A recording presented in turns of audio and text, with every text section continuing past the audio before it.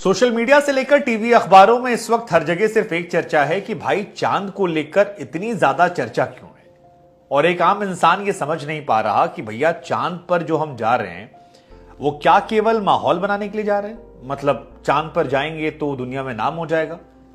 और अगर यही इतना लॉजिक है तो फिर 600 साढ़े 600 करोड़ रुपए केवल 14 दिनों के लिए क्यों लगाए जा रहे हैं। मतलब नाम हो जाएगा, धमक हो जाएगी, लेकिन नाम और धमक के लिए भारत 650 करोड़, रशिया की बात कर ली जाए तो उसने 2-3 हजार करोड़, अमेरिका और ज्यादा, चीन जैसा देश जो है वो भी लगातार लगा हुआ है और दुनिया में कई और देश जो हैं वो भी लगे पड़े हैं। तो इसके पीछे की वजह क्या है, यह सवाल क्या आपके जहन में आया? हम आपको बताते हैं इसके पीछे वजह क्या है। दरअसल चांद को लेकर मुख्यतः 5-6 वजह है। एक वजह तो यह है कि टेक्नोलॉजी के माध्यम में आप बहुत आगे हो जाएंगे, आपके रॉकेट से लेकर तमाम चीजें जो हैं आपकी टेक्नोलॉजी उसकी धाक दुनिया बढ़ेगी। जैसे अमेजॉन वाली कहानी हमने सुनाई थी कि हमारे रॉकेट को अमेजॉन के जो सीईओ हैं वो पसंद कर रहे थे। लेकिन ये तो सब धरती की संभावनाएं, कई संभावनाएं ऐसी हैं जो अंतरिक्ष की हैं और अंतरिक्ष की संभावनाएं ज्यादा जरूरी हैं।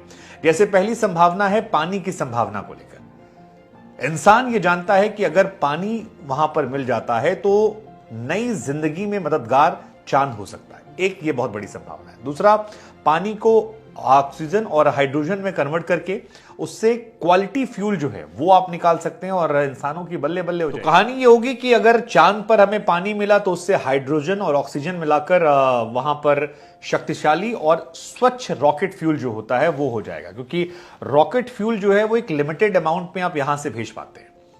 फ्यूल खत्म, आपका विमान जो है वो टाइम फिस, तो वो टाइम फिस ना हो इसलिए आपके पास चांद पर आपकी फ्यूल रहेगा और वहां से आप जो है दुनिया भर को दुनिया तो हमारी यहीं पर है, उससे आप अंतरिक्ष को एक्सप्लोर कर सकते हैं। तो ये एक बहुत बड़ा लालच है।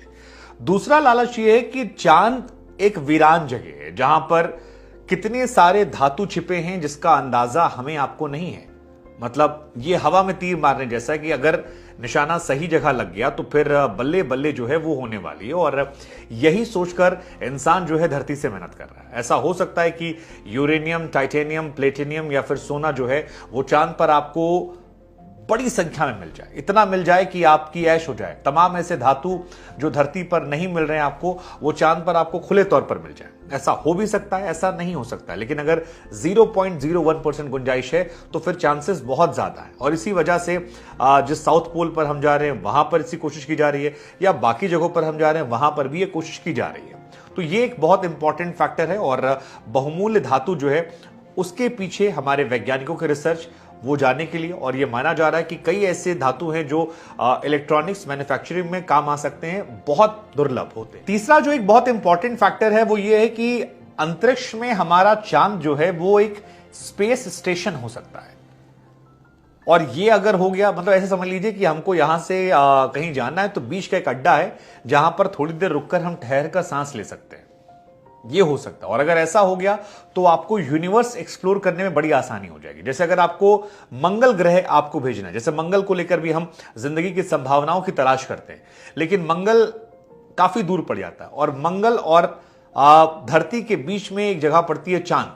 तो उस चांद को अगर हम जाते हैं तो वहां से आप एक्सप्लोर कर सकते हैं, चांद पर ठहर सकते हैं और यहां से मिशन लॉन्च करना या यहां से नजर बनाए रखना कंपैरिजन में इजी हो जाएगा। तो जो चांद पर जल्दी फतह करेगा, जो चांद पर जल्दी अपना एयर स्टेशन बनाएगा, उसके लिए भविष्य में ज्यादा एक्सपेरिमेंट करना आसान हो जाएगा कंपैरिजन टू उनके जो बाद में आ जाएंगे। और अगर आप ऐसा कर लेते हैं, आपका स्पेस स्टेशन वहां बन जाता है, तो फिर आपकी टेक्नोलॉजी, जैसे मान लीजिए इंडिया ने 600 साढ़े 600 करोड़ में बनाई, तो दुनिया के बाकी देश जिन्हें करना होगा उन्हें इंडिया से टाई अप करना होगा कि भाई कैसे हुआ, तो वो एक बड़ा पैसा जो है वो भी आपका वसूल हो जाएगा। तो एक तरीके से ये एक बड़ी इन्वेस्टमेंट है खोज के साथ साथ, मतलब आपका नाम हो रहा है, भविष्य की आप न्यू रख रहे हैं, पैसा भी हो रहा है, दुनिया यानी यूनिवर्स आप और ज्यादा एक्सप्लोर कर रहे हैं और धीरे धीरे आपकी इंटरनेशनल धाक जो है वो और ज्यादा बढ़ रही है। तो कई ये भी बहुत इंपॉर्टेंट महत्वपूर्ण फैक्टर है। और वो पहला वाला फैक्टर जो आपने आपको बताया वो तो है ही, मतलब अमेरिका जो कर रहा है वो चीन को करना है।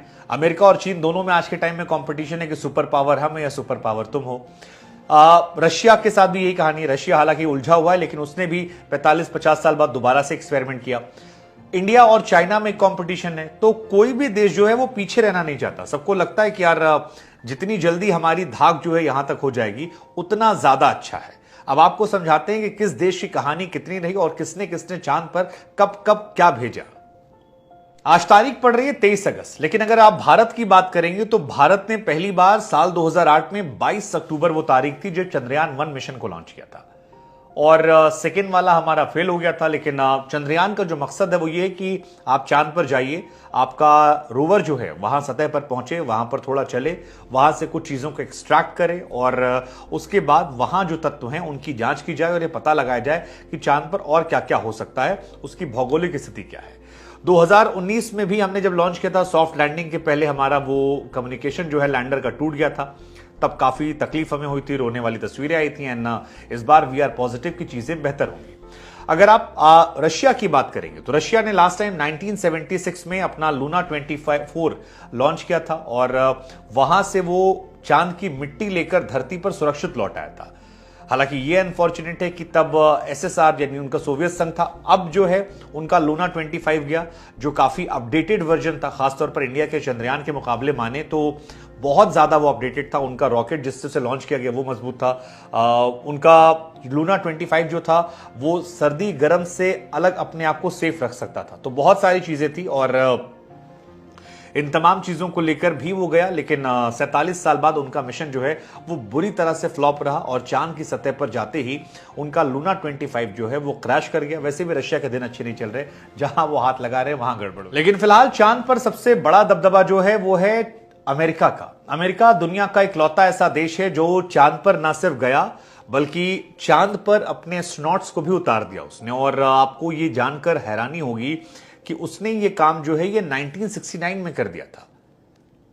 मतलब टेक्नोलॉजी के मामले में वो कितना ज्यादा आगे है। अभी इंसान, हम और आप अपना लैंडर रोवर वहां उतारने के लिए संघर्ष कर रहे हैं और अमेरिका ने 1969 में इंसान को वहां उतारा, वहां रहे, वहां से लौटे। अब 5 दशक बाद कहा जा रहा है एक बार फिर अमेरिका अपने तमाम एस्ट्रोनॉट्स को भेजने वाला है। तैयारियां उनकी जो हैं वो चरम पर हैं और यह भी कहा जा रहा है कि इस बार उनके वहां रहने की जो टाइमलाइन है वो थोड़ी ज्यादा होने वाली है।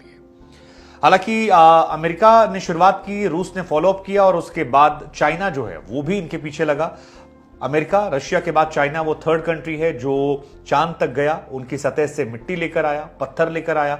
और चाइना ने बीते 10 सालों में 3 बार ऐसा हुआ है कि चांद पर अपने मिशन भेजे हैं और तीनों मिशन जो उनके हैं वो, ये बहुत बड़ी बात है, सक्सेसफुल रहे। साथ ही चाइना इकलौती ऐसी कंट्री जिसका फर्स्ट मिशन पहले अटेम्प्ट में सक्सेसफुल रहा। 2013 में चांग-ई 3 जो है उन्होंने भेजा था, फिर 2019 में चांग-ई 4 भेजा और 2020 में चांग-ई 5 भेजा और ये तीनों सक्सेसफुल रहे। भारत का संभवतः आज हम एक्सपेक्ट करें पहला सक्सेसफुल हो।